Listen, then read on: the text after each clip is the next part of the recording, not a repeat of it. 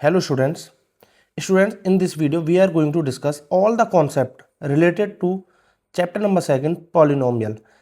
ये एक introduction video है. इंट्रोडक्शन मीन्स कि आपके इस चैप्टर से रिलेटेड जितने भी कॉन्सेप्ट है उसको हम इस वीडियो में एक्सप्लेन करेंगे. मीन्स सीबीएसई 50% से अबव क्वेश्चन जो रखने वाली है वो कॉन्सेप्ट बेस्ड रखने वाली है. मीन्स कि किसी डायरेक्ट बुक से नहीं आएंगे, आपके कॉन्सेप्ट से रिलेटेड क्वेश्चन आएंगे. तो कॉन्सेप्ट का क्लियर होना बहुत जरूरी है. एक्सरसाइज और क्वेश्चन सॉल्व करने से पहले सारे कॉन्सेप्ट्स को डिटेल में हम यहाँ पे समझाएंगे आपको. आप चाहें उसके बाद कोई भी बुक कीजिए, आर.डी. शर्मा, आर.एस. अग्रवाल या एनसीईआरटी, आप कोई भी बुक करते हो, आपको इंट्रोडक्शन ये देखने के बाद कोई भी डाउट इस चैप्टर से रिलेटेड रहने वाला नहीं है. इसलिए शुरू करते हैं इस वीडियो को.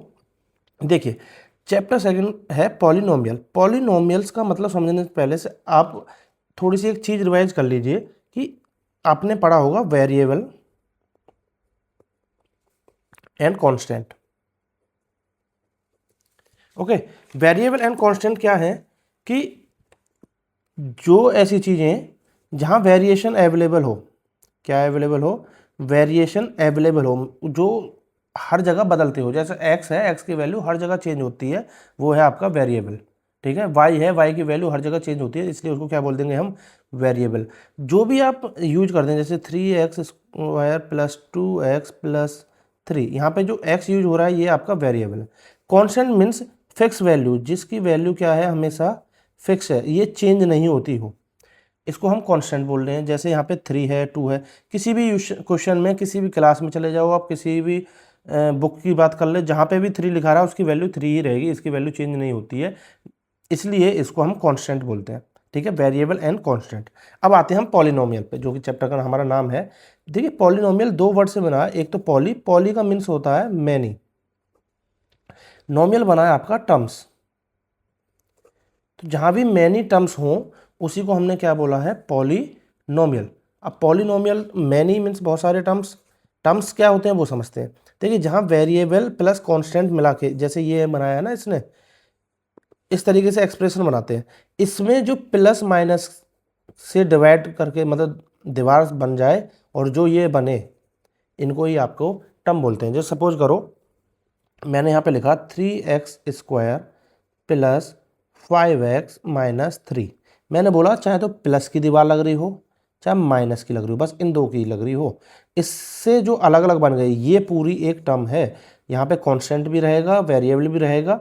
मीन्स उससे फ़र्क नहीं पड़ता, ये प्रोडक्ट हो रहे हैं उससे मतलब नहीं है. बस प्लस और माइनस जहाँ पे आ रहा है उससे जो दीवार बनी, वो जो बचे पार्टीशन बने, उन्हीं को टर्म्स बोला जाएगा. मीन्स यहाँ पे एक टर्म, दो टर्म, तीन टर्म.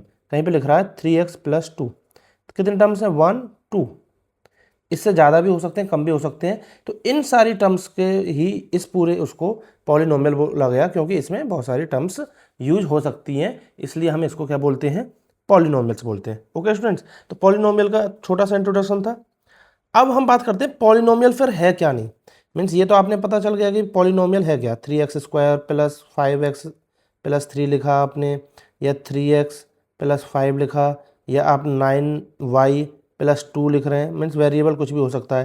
ठीक है ना, आप लिख रहे हैं 3m प्लस 5, कुछ भी लिख रहे हैं आप, ये सब पॉलिनोमियल है. अब बात ये है कि पॉलिनोमियल क्या नहीं है, ये हमको समझना है. पॉलिनोमियल क्या नहीं है. देखिए, पॉलिनोमियल की एक कंडीशन है जो कि बहुत ज़रूरी है. वो कंडीशन क्या है, power of variable must be whole number. अभी समझाऊंगा क्या कहना चाह रहा हूं मैं. पावर ऑफ वेरिएबल मीन्स जो वेरिएबल हम यूज कर रहे हैं ना, जैसे यहाँ पे x यूज कर रहे हैं, इसमें भी x, यहाँ पे y यूज किया है, ये x यूज किया है, या m यूज कर रहे हैं, कुछ भी यूज करें, उसमें जो वेरिएबल है उसकी पावर होल नंबर होना चाहिए. होल नंबर मीन्स पावर क्या, पावर तो एक्सपोनेंट जानते हो ना, जो इस पे ऊपर चढ़ती है. यहाँ पे क्या है, पावर 1, यहाँ कुछ नहीं होती 1, यहाँ पे 2 है पावर. तो जो वेरिएबल है यहाँ 1 है. तो मीन्स वेरिएबल की जो पावर है वो क्या होनी चाहिए, होल नंबर होनी चाहिए. होल नंबर मीन्स 0 हो चलेगा, 1 2 3 4 5 6 एंड मतलब कुछ भी हो, होल नंबर्स में कुछ भी पूरा जो नंबर है ये होना चाहिए, तो वो पॉलिनोमियल बोलेंगे, अदरवाइज नहीं बोलेंगे. तो फिर क्या नहीं होनी चाहिए, क्या नहीं होनी चाहिए वो समझो। एक तो आपका नेगेटिव नहीं होना चाहिए, क्या नहीं होनी चाहिए, नेगेटिव नहीं होना चाहिए। दूसरा आपका फ्रैक्शन में नहीं होनी चाहिए, फ्रैक्शन में नहीं होनी चाहिए, ठीक है ना। दूसरा डिनोमिनेटर में वेरिएबल नहीं होना चाहिए, जैसे यहाँ पे लग देते हैं ना 3/x², ये नहीं होना चाहिए। ये इससे क्या होता है, डिनोमिनेटर में तो ये ऊपर जाएगा तो ये हो जाएगा 3x⁻²। डिनोमिनेटर में जो एक्सपोनेंट्स होता है वो अगर न्यूमरेटर में जाए तो वो नेगेटिव हो जाता है, अगर नेगेटिव होता है ये तो ऊपर जाके पॉजिटिव हो जाता है। तो कहने का मतलब ये सिर्फ आपको वेरिएबल, कुछ बच्चे गलती समझ लेते हैं, जैसे नेगेटिव है, कहीं पे मैंने लिखा 3x² + 2x, तो आप यहाँ पे देख पा रहे हैं वेरिएबल की पावर यहाँ पे 2 है, यहाँ 1 है, तो मीन्स ये पॉलिनोमियल है। सिर्फ हमें वेरिएबल देखना है, उससे कोई अलग कुछ भी हमें नोटिस नहीं करना है। कहीं लिखा हुआ है, सपोज करो √3x² + √2x, अब आप यहाँ पे बोलोगे +3, x की पावर 2 है, x की पावर 1 है, और अदर में क्या है उससे मतलब नहीं है, वो नेगेटिव भी हो, आपका रूट में भी हो, या उनकी पावर कुछ भी हो, उससे हमें लेना देना नहीं है। हमें सिर्फ वेरिएबल की पावर देखनी है, उसी के आधार पर डिसाइड करेंगे ये पॉलिनोमियल होगा या नहीं। वीडियो थोड़ी सी लंबी हो सकती है, पर हम थोड़ा डिटेल में चीज़ों को समझ रहे हैं, जो आपके कॉन्सेप्ट कुछ भी छूटे ना, कुछ भी बचे नहीं। हम समझ के चल रहे हैं कि आपको बिल्कुल जीरो नॉलेज है, जीरो से हम आपको हीरो बनाने की कोशिश कर रहे हैं, तो आपको थोड़ा सा डिटेल में पढ़ना पड़ेगा, ठीक है। तो आपकी एक्सपोनेंट्स मीन्स पावर नेगेटिव नहीं हो सकती वेरिएबल की, फ्रैक्शन में नहीं हो सकती। फ्रैक्शन में कब होती है, जैसे कहीं लिखा हुआ √x, अब आप इसकी पावर क्या समझ रहे हो, जो भी स्क्वायर रूट होता है इसका मतलब होता है x की पावर 1/2। स्क्वायर रूट का मीन्स ही क्या होता है, पावर 1/2। तो पावर 1/2 में आ गए तो ये पॉसिबल नहीं है। अगर कहीं लिखा होता 3√x, ठीक है, इससे पहले चाहे 2x² लिख रहा हो, पर ये देखिए x की पावर 1/2 है, रूट का मतलब 1/2 है, रूट में अगर वेरिएबल आ गया तब भी वो पॉलिनोमियल नहीं होगा। आई होप आपको समझ में आ गया होगा पॉलिनोमियल क्या नहीं होने हैं, ठीक है ना। उसके बाद हम समझेंगे जो कि मोस्ट इंपॉर्टेंट चीज़ भी है इसकी, वो क्या है, degree, degree of polynomial, degree of polynomial. Degree क्या होती है बेटा, कोई भी पॉलिनोमियल आप ले रहे हो उसकी जो मैक्सिमम पावर है, highest power, highest power of variable, variable की जो हाईएस्ट पावर है ना वो ही आपकी डिग्री है। जैसे कहीं पे लिखा हुआ है, यहाँ पे बोलूँ मैं हाईएस्ट पावर कितनी है, तो x की पावर यहाँ 2 थी, यहाँ 1/2। वैसे तो ये पॉलिनोमियल है ही नहीं, पर अगर होता तो पावर जो सबसे बड़ी पावर वो लेनी है, ठीक है ना। यहाँ पे कितनी है, x की पावर 2, यहाँ x की पावर 1, तो ये आपके 2 वाली पावर हुई। कहीं पे लिखा हुआ है जैसे 5x⁴ + 2x⁴ - 4x⁶ + 2x + 3।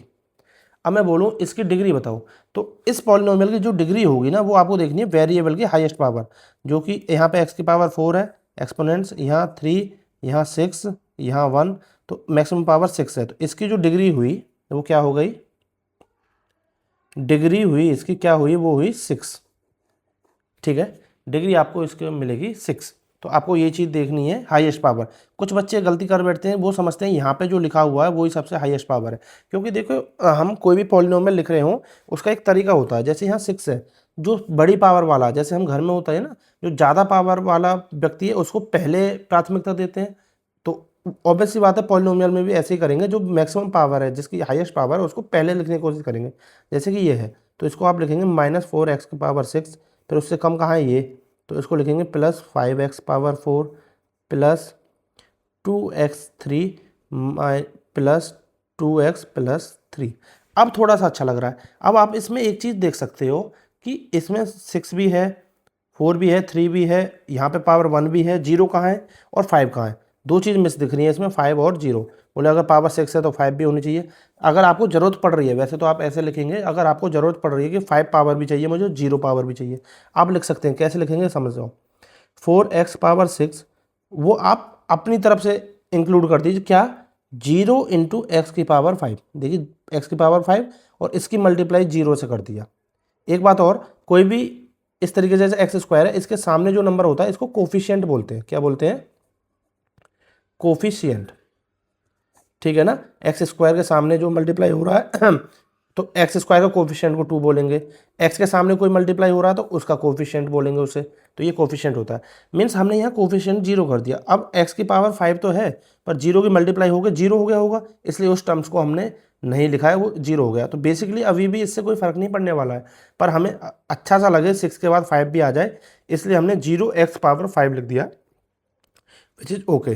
फिर उसके बाद लिखेंगे 5x power 4 plus 2x power 3 plus 2x plus 3 into x की पावर 0, 0 भी आ गया। अब आप बोलेंगे सर यहाँ पे 0 कैसे हुआ, 3 इंटू 1 लिख सकते हैं, 3 1 जा 3, कोई चेंजेस नहीं होता।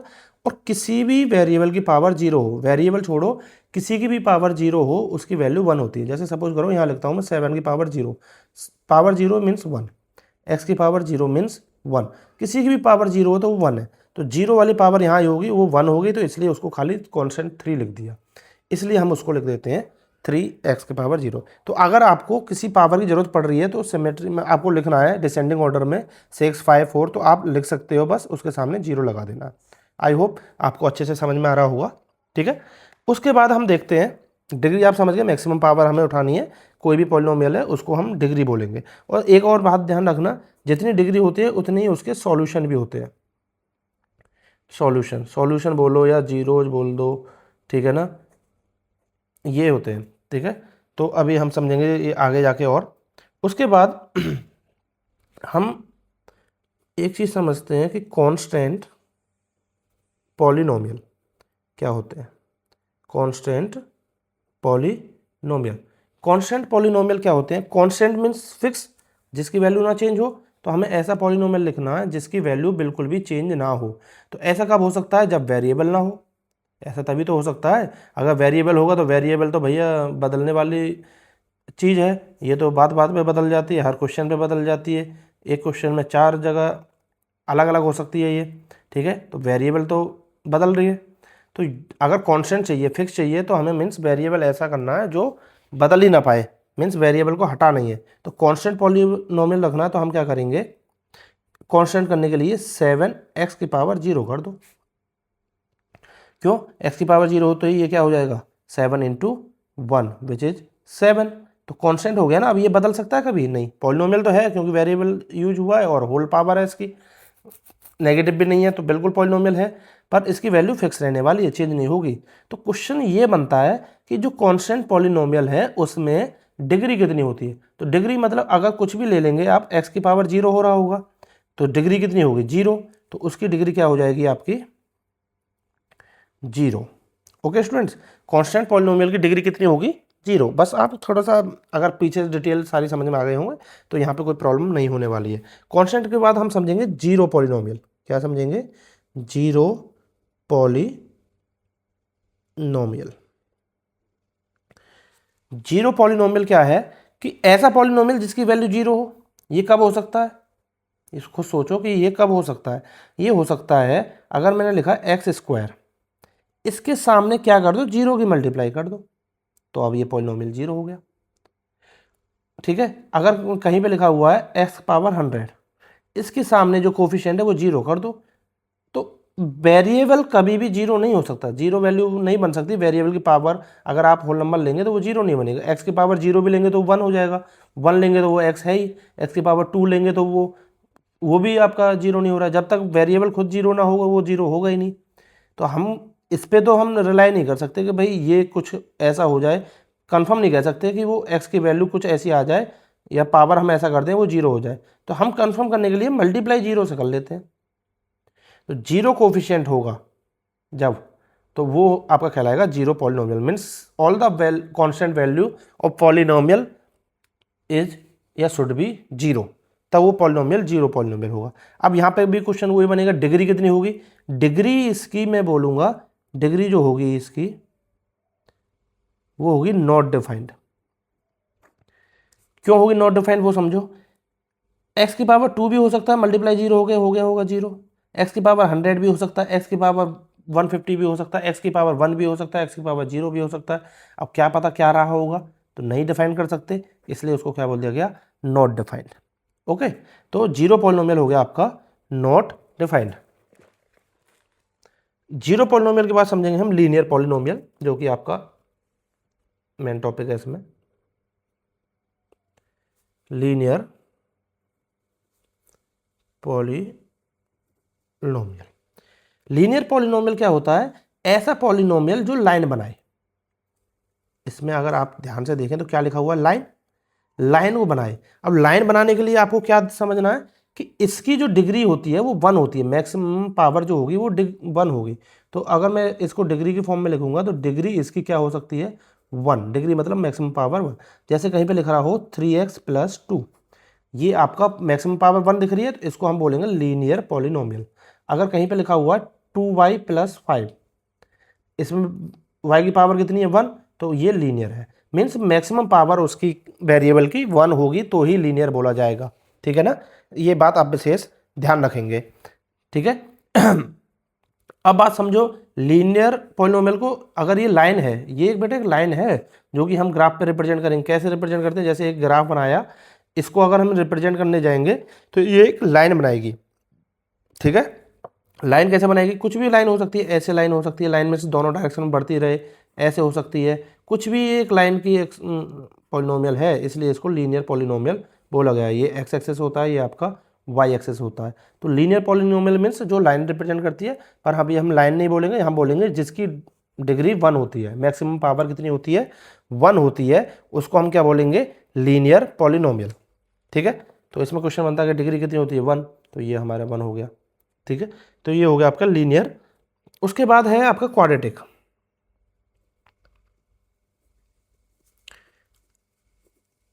Quadratic polynomial. ठीक है, क्वाड्रेटिक पॉलिनोमियल क्या है? जैसे वहां पे डिग्री 1 होती है, ऐसे इसमें डिग्री 2। ठीक है, मैक्सिमम पावर 2। जैसे कि आपका लिख रहा हो 2x² + 3x + 5, यहाँ पे देखोगे सबसे बड़ी पावर 2 है।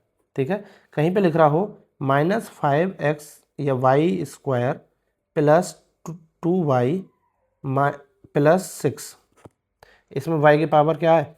2। तो मैक्सिमम पावर 2 जब होगी तो उसको हम बोलेंगे क्वाड्रेटिक पॉलिनोमियल। ओके, तो ये क्वाड्रेटिक होती है। उसके बाद आपकी क्यूबिक भी होती है, क्यूबिक पॉलिनोमियल।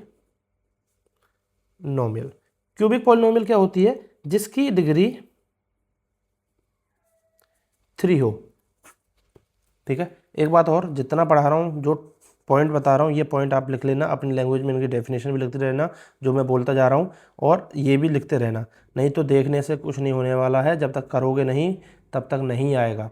ठीक है ना, अगर पढ़ना चाहते हो, अच्छे से कुछ करना चाहते हो जीवन में, लाइफ में, तो मेहनत करना सीख लो। मेहनत करने के लिए जितना बताया जा रहा है बस उतना कर लीजिए। बेड पे लेट के वीडियो देखने से नहीं होगा, आपको प्रॉपर पेन और नोटबुक लेके बैठना होगा, तभी आप कुछ सीख पाएंगे। तो आप जो भी टॉपिक मैं बता रहा हूँ उसको लिखते रहें, साथ के साथ पॉज कर लिया करें वीडियो को, और उसको अपनी लैंग्वेज में लिखते रहें, और बुक अपने साथ में रखें, जिससे जो भी टॉपिक आपको दिख रहा है उसको बुक में भी मार्क करते रहें। आपको समझ में आ जाएगा, आपको कॉन्फिडेंस आएगा, आप कुछ अच्छा सीख रहे हैं, कुछ वैल्यूएबल चीज़ें आप सीख रहे हैं। चलिए, क्यूबिक पॉलिनोमियल जिसकी डिग्री हो, जैसे आपका लिख रहा हो 5x³ + 2x² + 3x + 2, maximum power 3, that's why this is called cubic polynomial. Cubic के बाद एक आपकी होती है बायक्वाड्रेटिक। क्या होती है? बायक्वाड्रेटिक पॉलिनोमियल। बायक्वाड्रेटिक मतलब जिसकी डिग्री 4 हो, डिग्री क्या हो? 4 हो। जैसे मैं लिख दूं 3x⁴ + 2। अब यहाँ पे एक चीज़ आती है कि क्या ये बायक्वाड्रेटिक है? बिल्कुल है। मैक्सिमम पावर 4 दिख रही है तो ये बायक्वाड्रेटिक है। मैक्सिमम पावर 3 होती, कहीं पे लिख रहा होता 5x³ + 2, क्या ये क्यूबिक है? बिल्कुल है। वेरिएबल की पावर 3 है तो मतलब क्यूबिक ही होगा। तो बोलेंगे और सब कहाँ चले गए? मैंने अभी पहले थोड़ी देर पहले समझाया था, वही समझाऊंगा फिर, कि 3x⁴ + 0x⁴ + 0x⁴ + 2 बन गई ना। लो, पावर 4, पावर 3, पावर 2, पावर 0। ठीक है ना, 1 वाला भी लिखना तो 0x लिख देना। तो इस तरीके से आप लिखेंगे क्वाड्रेटिक पॉलिनोमियल। ठीक है, उसके बाद हम समझेंगे कि वैल्यू ऑफ पॉलिनोमियल। क्या वैल्यू ऑफ पॉलिनोमियल। उससे पहले एक चीज़ मुझे देखनी है, क्या मैंने आपको वो टॉपिक बताया नहीं, तो मैं थोड़ा सा पीछे करके देखूंगा।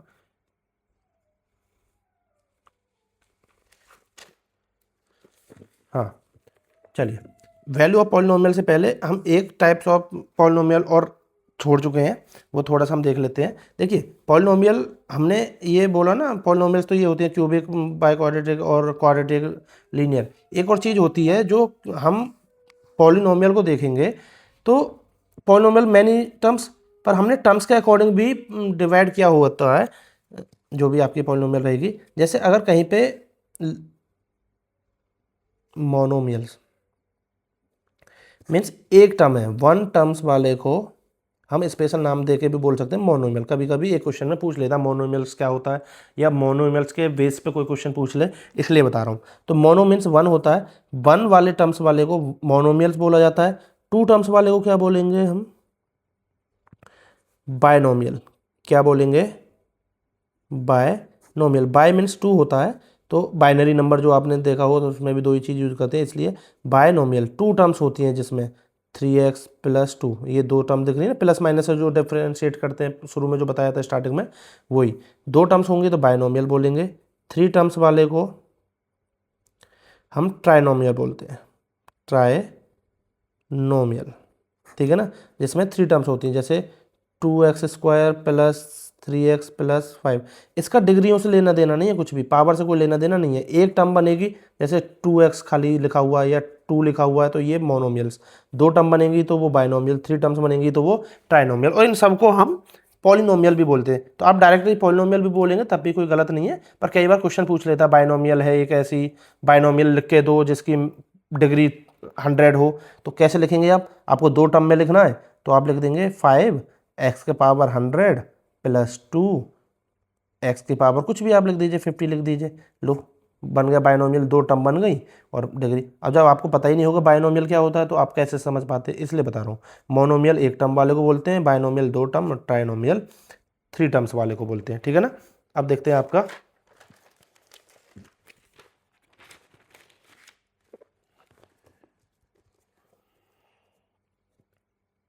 वैल्यू ऑफ पॉलिनोमियल क्या है, ये वैल्यू ऑफ पॉलिनोमियल। देखिए पॉलिनोमियल्स क्या होता है कि आप उसको ऐसे रखते हैं, polynomial in the variable of x equal 3x² + 2x + 5। अगर वेरिएबल x यूज हो रहा है तो हम लिखेंगे पॉलिनोमियल इन x, अगर वेरिएबल y यूज हो रहा है तो हम लिखेंगे पॉलिनोमियल इन y। जैसे कि कुछ भी हो, 5y³ + 2y² + 3y - 2, इस तरीके से पॉलिनोमियल इन y। तो इस तरीके से लिखते हैं, इस y की जगह, x की जगह जो भी वैल्यू हम पुट करना चाह रहे हैं वो रख देंगे यहाँ पे। जैसे मुझे रखना है x की जगह 2, तो हम P2 निकाल देंगे, P2। इसका मतलब ही ये हुआ x की जगह 2, जहाँ जहाँ x यूज हो रहा है वहाँ 2 रख देंगे। 3 × 2 का स्क्वायर + 2 × 2 + 5, ठीक है। तो ये हुई वैल्यू ऑफ पॉलिनोमियल। तो इसको सॉल्व करेंगे, वैल्यू आ जाएगी आपकी पॉलिनोमियल की इस वैल्यू पे, तो इसलिए हम P2 लिख देंगे। P अगर Py के बाद P2 लिख रहे हैं तो y जहाँ जहाँ यूज है वहाँ पे 2 लिख देंगे। तो ये हुई वैल्यू ऑफ द पॉलिनोमियल। उसके बाद है zeros of the polynomial, zeros of polynomials. Basically zero क्या है, ऐसी वैल्यू जो हम वैल्यू बता रहे थे ना, ऐसी वैल्यू जिसको पुट करने पे पॉलिनोमियल पूरा जीरो हो जाए, वो जीरोज ऑफ द पॉलिनोमियल है, ठीक है ना। ऐसी वैल्यू जिसको रखने पे पॉलिनोमियल क्या हो जाए, जीरो हो जाए, वही उसका क्या है, जीरो हो जाए, है ना, सॉल्यूशन हो जीरो हो जाए। तो वो कैसे हम करते हैं, हम जैसे सपोज करो यही ले लो आप, या मैंने ले लिया Py = 3y + 2, ये एक मैंने पॉलिनोमियल ले लिया। अब मुझे y की वो वैल्यू चाहिए जिस पे जीरो हो जाए, तो उसके लिए मैं क्या करूँगा, Py = 0 रख लेता हूँ। Py = 0, Py क्या है, Py है 3y + 2, तो यहाँ लिखेंगे हम 3y + 2 = 0, +2 उधर जाएगा तो -2, तो ये हो जाएगा 3y = -2। 3 मल्टीप्लाई में उधर जाएगा तो डिवाइड में y की वैल्यू क्या हो जाएगी, -2/3। ठीक है। तो ये y की वो वैल्यू है जिसको हम इसमें पुट करेंगे, p -2/3 रखेंगे तो ये कंप्लीट जीरो हो जाएगा, इसलिए इसको बोलते हैं जीरो ऑफ द पॉलिनोमियल। अब जीरोज के लिए ध्यान रखना है आपको, जितनी उसकी डिग्री होती है उतने जीरो पॉसिबल है, ठीक है ना, मैक्सिमम जीरोज उतने होंगे। जैसे सपोज करो डिग्री है 3, क्यूबिक है तो उसके जीरोज होंगे 3, क्वाड्रेटिक है तो उसके 2 होंगे क्योंकि उसकी डिग्री 2 है, लीनियर है तो उसका 1 0, ठीक है ना। तो आपको ध्यान रखना जितनी उसकी डिग्री होगी उतने ही उसके क्या होंगे, जीरोज होंगे। तो यहाँ पे इसके जीरोज ये आया, क्वाड्रेटिक है तो 2 आएंगे, और कैसे 2 आएंगे, मतलब अधिकतर 2, मतलब ज़्यादा से ज़्यादा 2 आएंगे, कम भी हो सकते हैं। कम भी कहने का मतलब ये है, दो जैसे क्वाड्रेटिक के 2 आ रहे हैं, दोनों सेम आ जाए, दोनों ही इक्वल आ जाए तो फिर वो एक माना जाएगा ना, इसलिए कम हो सकते हैं, पर अधिक से अधिक इतने होंगे जितनी उनकी क्या बोलते हैं डिग्री होती है, मैक्सिमम पावर होती है, ठीक है। तो ये हुए आपके जीरोज ऑफ द पॉलिनोमियल। अब उसके बाद हम देखते हैं ग्राफ।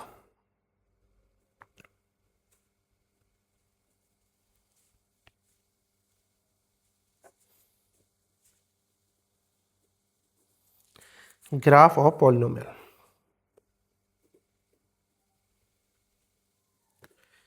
Graph of polynomial. तो ग्राफ क्या होता है, देखिए लीनियर के लिए ध्यान रखना है आपको, इस तरीके से कोई एक्स एक्सिस बनाया, अभी मैंने थोड़ी देर पहले समझाया, तो कोई भी लाइन होगी वो इस तरीके से बनेगी। एक और बात इंपॉर्टेंट ये है, ये जो एक्स एक्सिस होता है ये वाई एक्सिस होता है, एक्स एक्सिस को जो टच करेगी वो ही सॉल्यूशन होगा, जितनी बार टच करेगी उतना ही सॉल्यूशन होगा। तो लाइन तो मैक्सिमम एक ही बार टच कर सकती है, क्योंकि फिर आगे इधर की तरफ बढ़ती चली जाएगी, नीचे इधर की तरफ बढ़ती जाएगी, एक जगह बस यही बची, तो ये इसका सॉल्यूशन हुआ।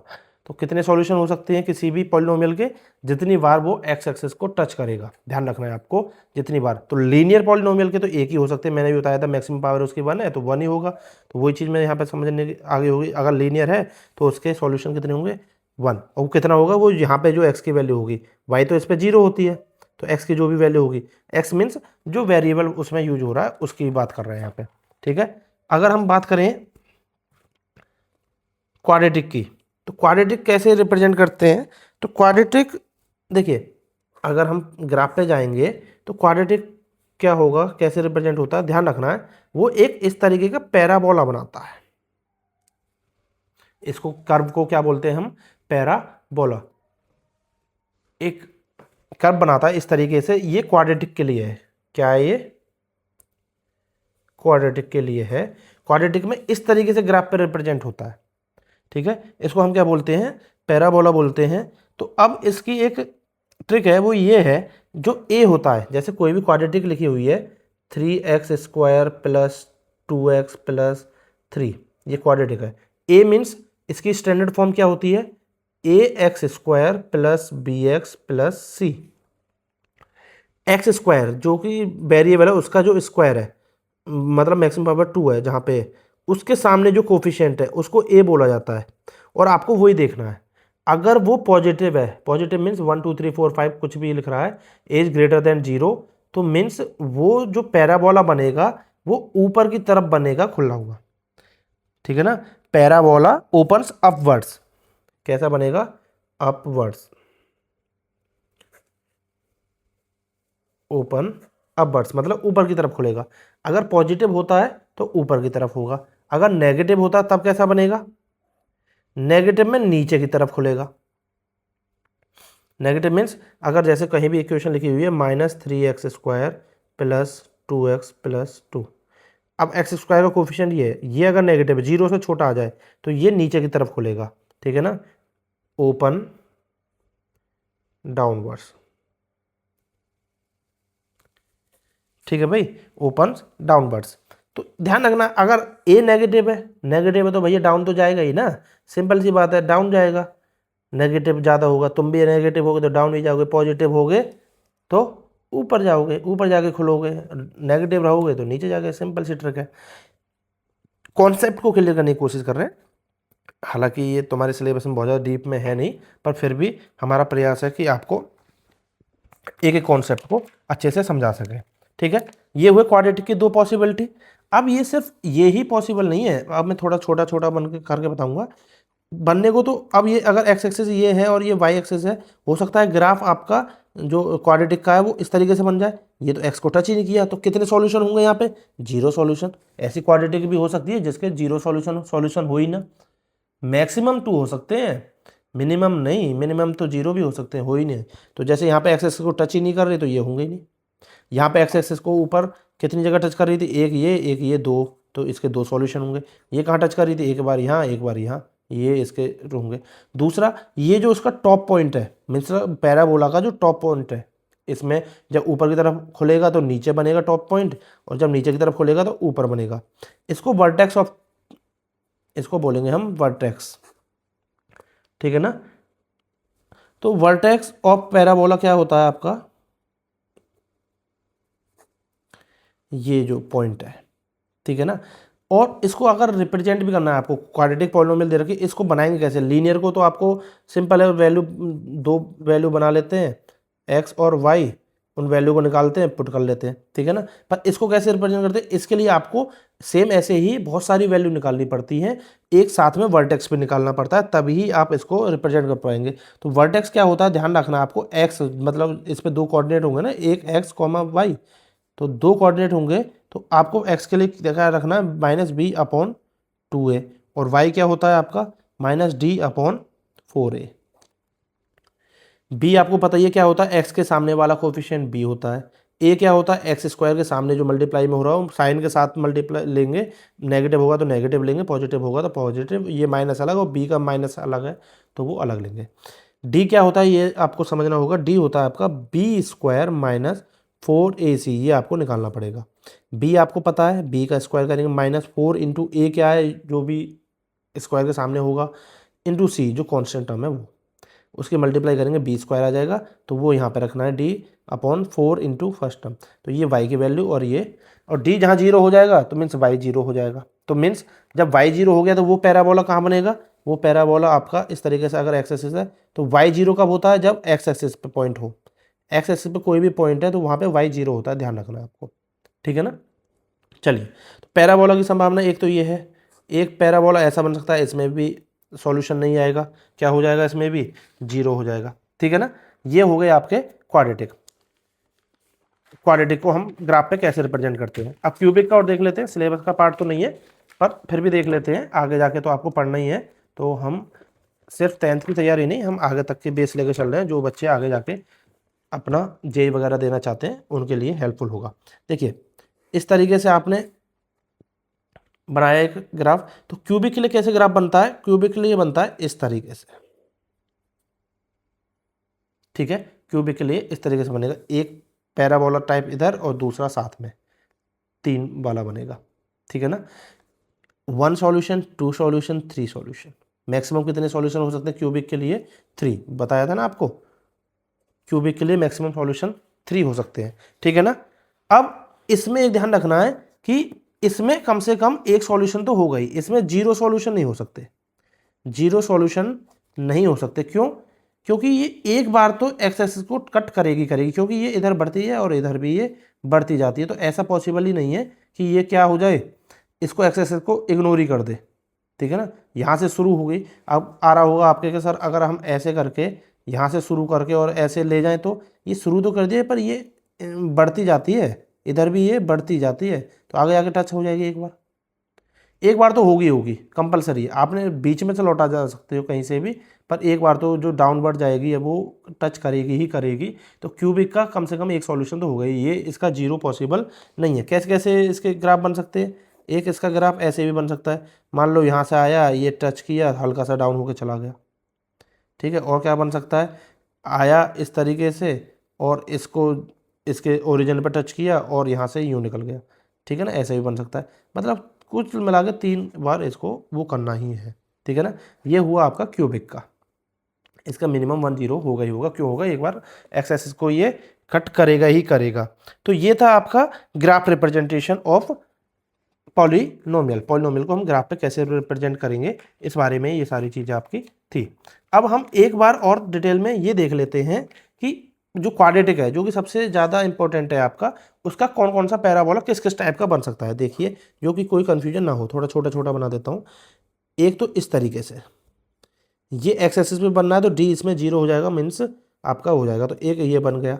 दूसरा कैसा बन सकता है, दूसरा आपका ऐसे भी बन सकता है, और कैसे बन सकता है, आपका ऐसे भी बन सकता है, और कैसे बन सकता है, आपका इस तरीके से भी बन सकता है, और कैसे बन सकता है, मतलब जो भी आप सोच सकते हो सब तरीके के यहाँ बन सकते हैं। और कैसा बन सकता है, क्या ऐसा भी बन सकता है, बिल्कुल बन सकता है।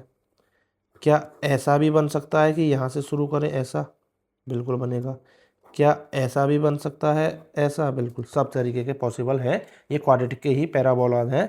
इनकी डिटेल में जब सॉल्व करने जाओगे तो आपको बहुत अच्छे से समझ में आ जाएगा। अब कोई डाउट आपका रहने वाला है नहीं, ठीक है।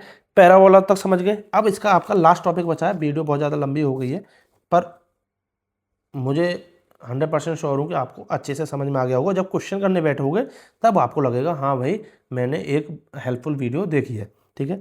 अगर आपको वीडियो अच्छी लगी हो चैनल पे सब्सक्राइब कर देना। और फर्स्ट चैप्टर की कंप्लीट सॉल्यूशन वीडियो पड़ी हुई है। हमारा कॉन्सेप्ट क्या है पढ़ाने का कि हम एनसीईआरटी कंप्लीट कराते हैं। आपका आर डी शर्मा कंप्लीट कराएंगे, sorry R D Sharma complete नहीं कराएंगे, R D Sharma plus R S Agarwal के वो वाले क्वेश्चन लेंगे हम, आर एस अग्रवाल और आर डी शर्मा के जो एनसीईआरटी से बच जाते हैं। एनसीईआरटी कराएंगे, साथ में एग्जाम्पलर कंप्लीट कराएंगे, जो कि हमने फर्स्ट चैप्टर की करा भी दिया है। एनसीईआरटी कंप्लीट कराई थी, उसमें एग्जाम्पलर कंप्लीट एक्सरसाइज कराई है। उसके बाद हमें लगा कि कुछ क्वेश्चन टाइप के रह गए हैं जो कि हमने आर डी शर्मा और आर एस अग्रवाल से सिलेक्टेड किए थे। वो कुछ वीडियो देखना चाहते हैं आप, चैनल पे है तो वहाँ पे जाके आप प्लेलिस्ट में जाके देख सकते हैं, चैनल नंबर 1। उसके बाद एमसीक्यू की भी वीडियोज बनाते हैं हम। ये हर चैप्टर के वाइज एमसीक्यूज की हम प्रैक्टिस करेंगे। इससे आपका कॉन्सेप्ट क्लियर भी होता है और एमसीक्यू की प्रैक्टिस भी होती है, जो कि आपके बोर्ड में 20 मार्क्स के आने वाले हैं। साथ में हम आपके असर्शन एंड रीजन वाले क्वेश्चन भी कराएंगे और आपके केस स्टडी भी कराएंगे, केस स्टडी। तो ये हमारा कॉन्सेप्ट रहने वाला। कंप्लीट 10th को आपको लेकर चलेंगे। कुछ भी आपको ऐसा नहीं लगेगा कुछ छूट रहा है। तो आपको ना कोई ट्यूशन पढ़ने की ज़रूरत पड़ेगी, ना आपको कोई पेड कोर्स लेने की ज़रूरत पड़ेगी, और आपको हेल्पफुल रहेगा। आप जहाँ से भी आपके स्कूल टीचर से पढ़ रहे हैं, ट्यूशन से पढ़ रहे हैं, उसके साथ साथ आप ये देखते रहेंगे आपके आराम से 95 अबव, 90 अबव। बस आपकी ज़रूरी क्या है कि आप कितनी मेहनत करना चाहते हो, करना आपको ही पड़ेगा। कोई भी टीचर आपको कुछ भी करके नहीं दे सकता जब तक आप खुद नहीं करेंगे। चलिए लास्ट टॉपिक पे आते हैं। लास्ट टॉपिक क्या है आपका, relationship between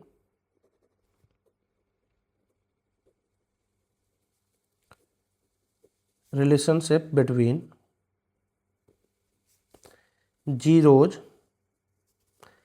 and coefficient of polynomial, coefficient of polynomials, ठीक है ना। रिलेशनशिप मतलब रिश्ता बताना है हमें किसका, जीरोज और कोफिशिएंट का। जीरोज क्या होते हैं, किसी भी पॉलिनोमियल के जो वैल्यू जीरो कर दे। कोफिशिएंट क्या होते हैं, जो वेरिएबल के सामने मल्टीप्लाई हो रहे थे वो कोफिशिएंट। जैसे अगर मैं क्वाड्रेटिक का एग्जांपल ले लूँ, 3x² प्लस 2x प्लस 5। इसमें आप देखोगे एक्स स्क्वायर के सामने जो नंबर है ये कोफिशिएंट है, ये भी कोफिशिएंट है, ये कॉन्स्टेंट टर्म है। इनमें और वेरिएबल की जो वैल्यू हम जीरो आती है उसमें क्या रिलेशन है, तो इसमें दो रिलेशन है। अगर मैं उसको जीरो को अल्फ़ा प्लस बीटा ले लें, सम ऑफ जीरोज, मतलब अल्फ़ा एक जीरो है, बीटा, क्योंकि क्वाड्रेटिक की बात कर रहे हैं तो क्वाड्रेटिक में ध्यान रखना है सिर्फ आपके कितने सॉल्यूशन होते हैं, मैक्सिमम 2 हो सकते हैं। तो एक को हमने अल्फ़ा माना, एक को बीटा। अगर उनका जीरो जोड़े हम सम निकालें तो वो होता है आपका -b/a। b मीन्स एक्स का जो कोफिशिएंट है साइन के साथ, अगर माइनस होगा तो माइनस भी लेंगे और प्लस होगा तो प्लस लेंगे, और ये माइनस अलग रहेगा, अपॉन ए। एक्स स्क्वायर का जो सामने नंबर है कोफिशिएंट, नेगेटिव है तो नेगेटिव लेंगे, पॉजिटिव है तो पॉजिटिव, ये हमेशा बराबर होगा। आप जीरोज निकालेंगे इसके, और जीरोज निकालने के बाद जब उसका सम करेंगे ना वो इसके बराबर ही होगा। दूसरा product of zeros, alpha plus sorry alpha into beta, ये होता है आपका c/a के इक्वल। ये क्या होगा आपका c/a के। तो b क्या होता है, कोफिशिएंट ऑफ x, क्या होता है ये, कोफिशिएंट ऑफ x। a क्या होता है, कोफिशिएंट ऑफ x²। c क्या होता है, कांस्टेंट टर्म, जो कांस्टेंट ए आपको मैं बता ही चुका हूँ। ये है quadratic relationship between zeros and coefficient. जब क्वेश्चन करेंगे तो और अच्छे से आपको समझ में आ जाएगा। तो ये इस चैप्टर से रिलेटेड सारे कॉन्सेप्ट क्लियर कर दिए गए हैं। इससे एडवांस भी हम पढ़ चुके हैं, जो आपके एनसीईआरटी में नहीं है वो भी हम टॉपिक इसमें कवर कर चुके हैं। तो आई होप आपके लिए ये वीडियो हेल्पफुल रही होगी। तो अच्छे से करें और आप मिलते हैं आपको नेक्स्ट वीडियो में जिसमें हम सॉल्यूशन लेके आएंगे। Thank you so much.